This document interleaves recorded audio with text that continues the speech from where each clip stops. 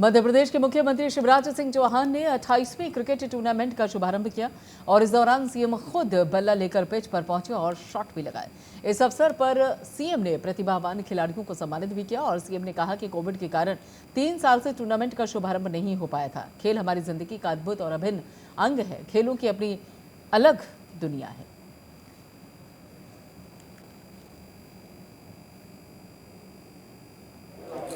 हमारे अतिथिगण, वरिष्ठगण और मेरे पत्रकार मित्रों, लगातार कोविड के कारण हमारे विशिष्ट क्रिकेट टूर्नामेंट 3 साल से नहीं हो पाया। 3 साल से 3 साल नहीं, 14 साल हो रहा है। वो 2 साल बहुत भयानक थे जब खेल की जिंदगी थम गई थी, लेकिन अब हम उससे बाहर निकल गए। लेकिन खेलों की अपनी अलग दुनिया है। पत्रकार मित्र भी मशीन की तरह काम करते हैं। खबरों के पीछे दौड़ना पड़ता है और खबरों के पीछे की खबरें भी लेनी पड़ती है। मैं जब देखता हूं मैदान में दौड़ते हुए, हमारे साथी एक बस एक फाइट हो जाए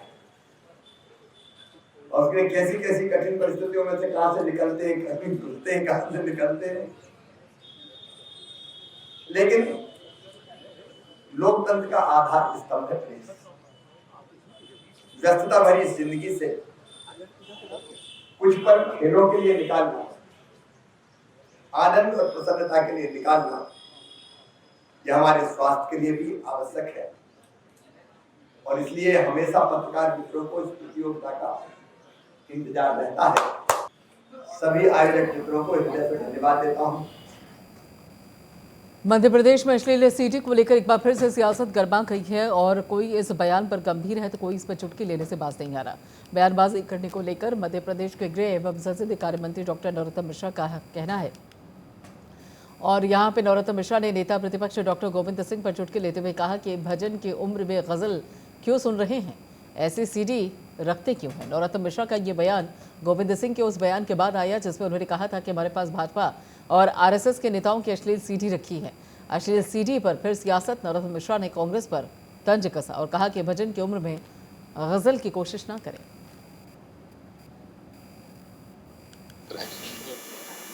मिलते रहते हैं समय समय पर।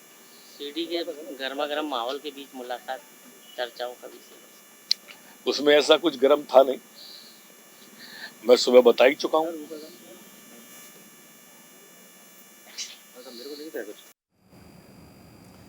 उधर बालाघाट में धान खरीदी केंद्रों में बारदाना नहीं होने से किसान काफी परेशान हैं और मामले पर धान खरीदी प्रबंधक लक्ष्मण सिंह दुबे ने बताया कि कुल मिलाकर 23,882 कुंटल धान खरीदी हो चुकी है, लेकिन 14,000 धान परिवहन हुआ, जिसके कारण किसानों को भारी दिक्कतों का सामना करना पड़ रहा है।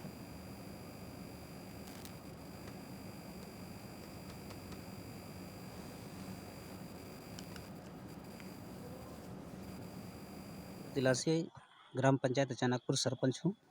हमको समस्या यही है कि किसान लोग लाते हैं धान, तो समस्या यही होता है कि यहाँ जगह नहीं मिलता। एक तो परिवहन बहुत सारे यहाँ इकट्ठा पड़ा हुआ है ना, तो परिवहन जल्दी से जल्दी होना चाहिए और किसानों को बारदाना उपलब्ध होना चाहिए। भाई किसान स्वयं को तो अब मेहनत करके लाते हैं और इस यहाँ आके 1 दिन 2 दिन तक इंतज़ार करते हैं, अच्छी बात नहीं है। शासन जल्द से जल्द बारदाना और एवं परिवहन का व्यवस्था बनाए। बहुत सारे समस्या आते हैं कि रात में दिन रात चौकीदार लगाए गए हैं, कभी कभी चोरी भी हो सकता है, तो इसमें क्या है, परिवहन जल्द से जल्द होना चाहिए ताकि किसानों को दिक्कत ना हो। बारदाने की क्या स्थिति है? बारदाने तो अभी नहीं है, हमने धान लगा के रख दिए हैं, अब बारदाने नहीं है तो अब खरीदी करता क्या करेगा। भाई शासन उपलब्ध नहीं करा रहा है तो उसके लिए अब जिम्मेदार तो नहीं है वो। हम कह रहे हैं कि शासन जल्द से जल्द उपलब्ध कराए, तो समस्या नहीं होना चाहिए। धान खरीद केंद्र कचनारी। क्या क्या समस्या यहाँ पर आ रही है? यहाँ धान परिवहन की समस्या है, बारदाने की कमी है। कितने समय पूर्व यहाँ से परिवहन हुआ था माल? शनिवार 2 दिन पूर्व। और ये जो इतनी सारी मात्रा में धान रखा हुआ है, इसकी रेख देख में आपको कोई दिक्कत हो रही है? रेख देख के 2 चौकीदार है, परंतु चोरी होने की संभावना है। अगर समय पे माल अगर नहीं नहीं उठाते तो चोरी की संभावना है यहाँ जी। पे। तो क्या करेंगे आप उसके लिए आगे अगर माल चोरी होता है तो? परिवहन करवाएंगे जल्दी। तो इसकी मांग आपने किससे की? BM साहब तो क्या कहा है उन्होंने? मांग जारी बोले, आज आ जाएगा ऐसा बोल रहे थे, लेकिन आए। बारदाने की क्या स्थिति है? बारदाना यहाँ पर उपलब्ध नहीं है। कितने दिनों से वो बारदाने यहाँ नहीं है? 29 तारीख 29 तारीख से। तो आपने मांग की है तो क्या आश्वासन दिया गया आपको? भेज रहे हैं करके बोल रहे हैं। तेंदुखेड़ा विधानसभा क्षेत्र में संभवतः शिखर को लेकर कांग्रेस कार्यकर्ताओं ने सड़क पर विरोध प्रदर्शन किया। विधायक संजय शर्मा के नेतृत्व में एक रैली निकालकर तहसीलदार को प्रधानमंत्री के नाम ज्ञापन सौंपा और इस ज्ञापन में स्पष्ट किया गया कि संवेद शिखर जैनों का पवित्र और प्रतिष्ठित तीर्थस्थल है। इसको पर्यटन स्थल घोषित करने से इसकी पवित्रता पर आंच आएगी, इसलिए केंद्र सरकार को तत्काल प्रभाव से निर्णय वापस ले लेना चाहिए। ये जो ज्ञापन दिया गया है किस संदर्भ को लेकर दिया गया? शिखर जी जो जैन समाज का पवित्र तीर्थ है उसको पर्यटन क्षेत्र घोषित किया है। देश के प्रधानमंत्री से जैन समाज की तरफ से सभी कांग्रेस के संगठनों ने आह्वान किया है कि इसको धार्मिक क्षेत्र रहने दें। अगर जैन समाज के आचार्य श्री ने भी कहा है और सारे समाज के लोगों की इच्छा है कि हमारा तीर्थ स्थल रहे, तो मैं मानता हूँ कि सरकारों को उसमें ज़्यादा इंटरफियर न करते हुए धार्मिक क्षेत्रों का छेड़खानी न करें। वो जैसा यथावत है वैसा वो चाहते वैसा रहने दें। सिंगरौली जिले में अब आम आदमी ही नहीं बल्कि पुलिसकर्मी भी सुरक्षित नहीं है। कुछ ऐसा ही मामला एसपी ऑफिस परिसर में स्थित पुलिस कंट्रोल रूम में सामने आया, जहां नशे में धुत एक पुलिस के प्रधान पर आरक्षक ने वहां पर काम कर रही महिला आरक्षक के साथ अभद्रता करने का मामला सामने आया। पुलिस प्रधान ने महिला के साथ गाली गलौज की। शिकायत के बाद आरोपी को सस्पेंड कर दिया गया। महिला आरक्षक के साथ अभद्रता, पुलिस प्रधान पर गाली गलौज करने का आरोप। शिकायत के बाद आरोपी सस्पेंड कर दिया गया। सर, मैं ड्यूटी कर रही थी कंट्रोल रूम में। एक रामकृष्ण बागड़ी करके प्रधान आरक्षक आया, वो नशा किया हुआ था। हम लोगों को आवाज़ लगाया, हम लोग प्रांगण के अंदर चले गए, गेट बंद कर लिए। गेट काफ़ी देर तक खटखटाया। इतने में अपने हस्बैंड और सूबेदार सर को सूचना दी, वो पहुँचे और उसको ले गए, समझाइश दिए, बाहर किए उसको ले जा करके और मेडिकल करवाए सूबेदार सर। और सर मेडिकल करवाने के बाद कहाँ गया मुझे नहीं मालूम। और बाकी सर छेड़छाड़ जैसी कोई घटना नहीं हुई हम लोगों के साथ। ये एक पुलिसकर्मी है जो प्रधान आरक्षक है। इसमें क्या हुआ, 1 तारीख को करीब 8:30 बजे के आसपास ये नशे की हालत में था और इसके द्वारा कंट्रोल रूम में 2 महिला आरक्षक थे। एक ड्यूटी में था। कंट्रोल रूम के पीछे एक लाइन है हमारी, उसमें जो महिला रहती तो वो एक महिला उसमें से उनके साथ थी। ये दोनों महिलाएं कंट्रोल रूम में थी। उसी समय ये नशे की हालत में उनको आवाज़ दिया सुनो करके, तो महिला उनको लगा कि नशे में है, इससे अभी बात करना ठीक नहीं है। महिलाएं कंट्रोल रूम के अंदर चली गई और उन्होंने अपना कंट्रोल रूम का दरवाज़ा बंद कर लिया। ये बाहर से उनको आवाज़ देने लगा, दरवाज़ा खटखटाने लगा, तो महिलाओं ने पीछे घर है कंट्रोल रूम के, अपने हस्बैंड को फ़ोन कर दिया। इसमें से एक महिला ने, तो उसके हस्बैंड वहाँ पहुँच गए। वहाँ पहुँचने के बाद उन्होंने उससे बातचीत की, समझाया, लेकिन वो नशे की हालत में इतना ज़्यादा था, अभद्र व्यवहार कर रहा था, गाली गलौज दे रहा था। उनका कहना है कि व्यक्तिगत किसी को नहीं दे रहा था, लेकिन मुझसे उसकी गालियाँ निकल रही थी जो अच्छे नहीं लग रहे थे। इसके कारण से उन्होंने सूबेदार साहब को भी इस बात की जानकारी हो गई थी, तो फिर उसका मेडिकल करा दिया गया। मेडिकल कराने के बाद जब कल महिला आरक्षकों के द्वारा एसपी साहब के संज्ञान में ये मामला लाया गया, तो उस प्रधान आरक्षक को सस्पेंड कर दिया गया है।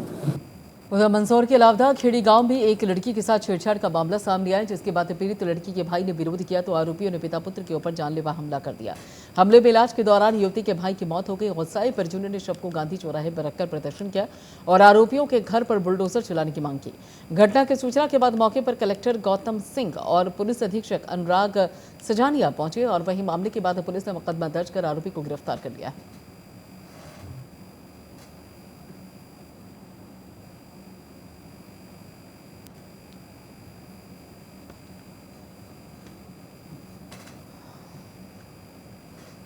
अभी तक परिवार को हम लोगों को आश्वासन दिया गया है कि मकान तोड़ दिया जाएगा, लेकिन अभी भी हम लोग यहाँ पे बैठे हुए हैं की बॉडी को लेकर। और हमारा प्रशासन से निवेदन है कि जो आरोपी है उसका मकान ध्वस्त किया जाए,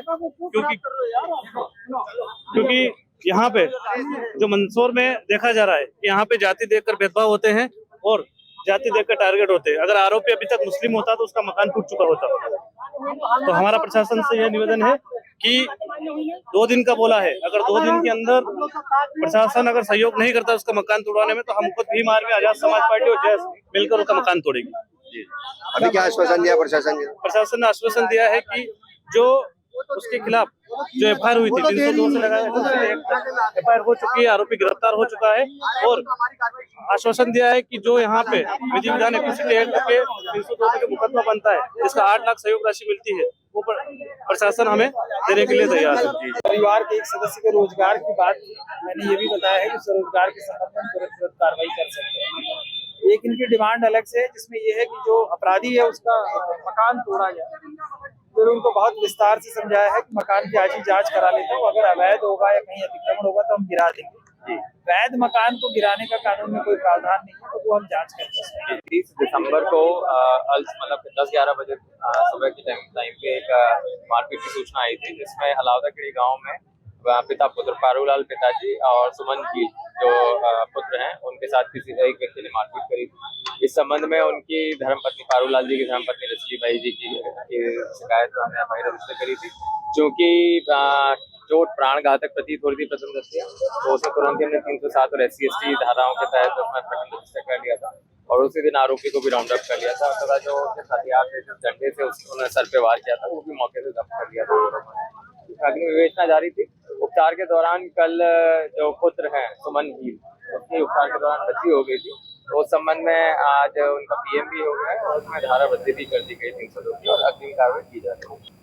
उधर ग्वालियर शहर में अचानक भूमि लूटने की ऐसी घटना हुई कि वन विभाग, प्रशासन और पुलिस सभी के हाथ पांव फूल गए। शहर के एक छोर पर स्थित खजांची बाबा के पहाड़ी पर अचानक सैकड़ों लोग पहुंचे और उन्होंने यहां पर अतिक्रमण करना शुरू कर दिया। इसकी सूचना मिलने पर इसे रोकने पहुंची वन विभाग की टीम पर भीड़ ने हमला कर दिया और जमकर धक्का मुक्की की गई। इसके बाद पुलिस ने मौके पर पहुंचकर अतिक्रमणकारियों को खदेड़ा और फॉरेस्ट की पहाड़ी पर कब्जा करने पहुंचे लोग वन विभाग अतिक्रमण रोकने की कोशिश की और 300 लोगों ने वन विभाग पर हमला किया। मौके पर पहुंचकर पुलिस ने अतिक्रमणकारियों को वहां से खदेड़ा। धाना कंपू के क्षेत्र में जो बालपुरा की पहाड़ी पड़ती है उसके पीछे वन विभाग की ज़मीन है। वहाँ पर किसी के द्वारा अफवाह उड़ा दी गई कि वहाँ पर शासकीय भूमि पर जो कब्जा कर लेगा उसके लिए पट्टा होगा। इस बात को सुन अफवाह पे वहाँ पे बहुत से कब्जाधारी पहुँच गए और चूना और तमाम डोरी वगैरह लेके वन विभाग के जब अमला वहाँ पहुँचा उनको हटाने के लिए, तो उनके साथ में भद्रता की। बाद में पुलिस वहाँ पहुँची, लोगों को खदेड़ा और वन विभाग के अधिकारियों के द्वारा कुछ लोगों को चिन्हित करके FIR दर्ज कराई गई है। शासकीय कार्य में बाधा डाल दी। कल 2-3 लोगों जो ज्ञात थे और बाकी 200-300 लोग उसमें लिखाए गए हैं और उन लोगों को चिन्हित किया जा रहा है।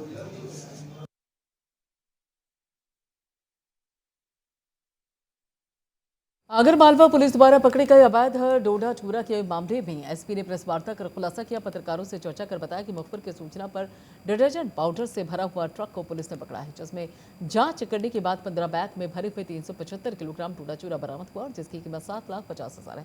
पुलिस ने अवैध मादक पदार्थ डोडा चूरा के साथ ही 2 आरोपियों को गिरफ्तार किया है। दोनों आरोपियों से पुलिस पूछताछ करने में जुटी हुई है। आगरमालवा पुलिस ने बरामद किया अवैध मादक पदार्थ। SP ने प्रेस वार्ता कर खुलासा किया, डोडा चूरा को पंजाब ले जा रहे थे आरोपी। थाना आगर अंतर्गत एक मुखबिर से सूचना मिली थी कि एक ट्रक में एक डोडा चूरा या की मात्रा में कुछ ले जा रहे हैं। इस पर जब चेक किया तो इसमें ट्रक में जो माल पीतमपुर से भरा था और पंजाब ले जा रहे हैं। इसमें डोडा चूरा की जो मात्रा है वो 25 किलो के हिसाब से 15 बोरी थी। इनकी जो मात्रा है वो 375 किलो है। इसकी मार्केट वैल्यू करीबन 37,50,000 के आसपास है। ये बड़ी कार्रवाई की गई है। इसमें 2 आरोपियों को गिरफ्तार किया है। ये दोनों ही पंजाब के हैं, कमलजीत और बीरन सिंह। और इसके अलावा इसमें अनुसंधान किया जा रहा है कि ये मात्रा जो लेके आए हैं इतना, ये माल कहाँ से लाए और कहाँ ले जा रहे थे, इस पर अनुसंधान किया जाएगा। और साथ में इस पूरी जो भूमिका में थाना प्रभारी हरीश जजूकर, SDOP मनगा सिंह और एडिशनल SP नवल सिंह की महत्वपूर्ण भूमिका रही है। और इस पूरा जो घटनाक्रम है इसमें पूरा मेरे द्वारा पूरी टीम को 10,000 रुपये का इनाम घोषित किया जाएगा और अनुसंधान में ये पता लगाया जाएगा कि इसमें और आरोपी कौन कौन हैं। उधर बिहार में जहरीली शराब से मौतों के बाद ग्वालियर में आबकारी विभाग ने ऐसी जहरीली शराब बनाने वालों की जानकारी जुटानी शुरू कर दी है। इस फहरिस्त में बाजारों के डेरों पर छापेमारी की गई और भारी मात्रा में देसी शराब जब्त की गई। इसी के साथ ही शराब बनाने का सामान भी बरामद किया गया। वहीं जब्त की गई शराब की कीमत 25 लाख रुपए बताई जा रही है। 2 दिन से मुखबिर से प्राप्त सूचनाएं हो रही थी कि हमारे जो क्षेत्र मोहना, घाटी गांव और बड़ा गांव, यहाँ पे कंजर और बंजारे जो बस्तियाँ हैं, टपरे हैं, ये लोग लगातार मदिरा को फर्मेंटेड स्टेज पर ला चुके हैं। तो आज उस सूचना के आधार पर हम लोगों ने जिले के बल लेकर दबिश की, जिसमें लगभग 40,000 किलोग्राम गुड़लाहन मौके पर नष्ट किया गया। उनके हौदे और भट्टे फोड़े गए, नमक डाला गया और इसके साथ साथ 500 लीटर मदिरा भी जब्त की गई और 2 दुपहिया वाहन भी मौके से जब्त किए गए। सर, इस जब्त माल की कितनी कीमत आकी गई है? जब्त मदिरा की कीमत लगभग 20 लाख रुपए है और इसके साथ साथ वाहन 60,000 रुपए के मांगने जा रहे हैं और मदिरा पृथक से 1 लाख रुपए की। कुल कितने प्रकरण पंजीबद्ध किए गए? 2 ज्ञात और 3 अज्ञात प्रकरण पंजीबद्ध किए गए। सर, इसमें कोई गिरफ्तारी भी हुई है क्या? 2 लोगों को संदिग्ध होने के आधार पर मौके पर गिरफ्तार कर जमानत दी गई। शिवपुरी में आबकारी विभाग ने कार्रवाई कर एक मेहाल को गिरफ्तार किया और टीम ने महिला को कच्ची शराब के साथ रंगे हाथों पकड़ा, जिसके बाद मामला दर्ज कर महिला को जेल भेज दिया गया। तो शिवपुरी में शराब तस्कर पर आबकारी विभाग की कार्रवाई, महिला को कच्ची शराब के साथ गिरफ्तार किया गया। मामला दर्ज कर महिला को जेल भेजा गया। सर और श्रीमान शराबकारी अधिकारी महोदय के आदेश अनुसार आज दिनांक को हम गश्त के दौरान हमें मुखबिर से सूचना प्राप्त हुई कि ग्राम सतनवाड़ा में एक महिला अवैध शराब रखे हुए है। तो आप तुरंत अगर कार्रवाई करेंगे तो शराब मिल सकती है। तो हम तुरंत अपन मौके पर फोर्स के साथ गए तो वह महिला हमें वो अवैध एक कट्टी में 15 लीटर की कट्टी थी, उसमें करीब 15 लीटर शराब वो रखी हुई थी। जब हमने उस गए तो उस मौके पर जांच की तो वो प्रथम दृष्टया हमको मानवीय उपभोग के लिए अनुपयुक्त पाई गई हमें।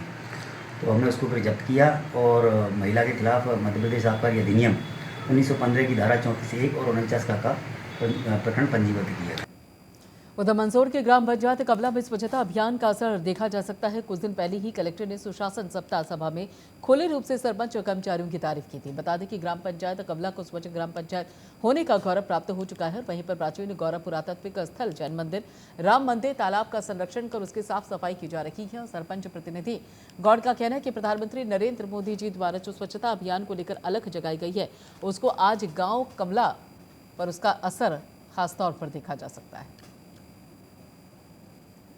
जो कभी साल इतने सरपंच बने, जो किसी ने काम नहीं किया, वो इस सरपंच ने हमें अच्छा काम करके दिखाया है। 8 महीने 8 महीने में क्या काम किया? 8 महीने में 8 महीने में गांव की साफ स्वच्छता अच्छी, जगह जगह खड्डे खुदवा के उन्होंने पक्का बनवाया, हैंडपम्प की नालियां ठीक करवाई, गांव में जो 2-4 गड्ढे थे वो रास्ते के वो ठीक करवाए, पंचायत का अच्छा कलर करवाया और पुरानी पंचायत और मंगली भवन का अच्छा कलर से अच्छा सफाई की।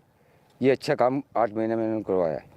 हमारा गांव राजेश्वर गांव बिलखेड़ी में आता है सर, और पूर्व में जो भी सरपंच रहे उनने आज दिन तक इस गांव की अनदेखी की है और इस गांव में न तो प्रधानमंत्री आवास योजना मिला, न रास्ते का निराकरण लगा, कुछ भी नहीं लगा। और ये वर्तमान में जो सरपंच है इन्होंने प्रधानमंत्री आवास योजना के 3-4 मकान भी दिए हमारे यहाँ और रास्ते के लिए कार्य भी कर रहे हैं और साफ़ सफाई के लिए कीचड़ गाँव में कीचड़ न होने के कारण कुएं में हैंडपम्प के आसपास साफ गड्ढे खोद के उन्होंने कंप्लीट करवाए। गांव काउंला में पर्यटक स्थल काउंला में महत्वपूर्ण योजना को घर घर पहुंचाया जा रहा है। वर्तमान में प्रस्तावित धरोहर जी छतरी बारा मंदिर वार्तालाप के स्वच्छ कर सौंदर्य का कार्य किया जा रहा है। ग्राम पंचायत में स्वच्छ अभियान चलाया जा रहा है जिस पंचायत स्तर का लाभ मिल रहा है। ग्रामीण बहुत समझदार हैं। वर्तमान में CCTV कैमरा लगाया जाना भी प्रसारित रहा है। भानपुरा तहसील काउंला पंचायत में सबसे उत्कृष्ट बने, हमारी यही प्रयास है।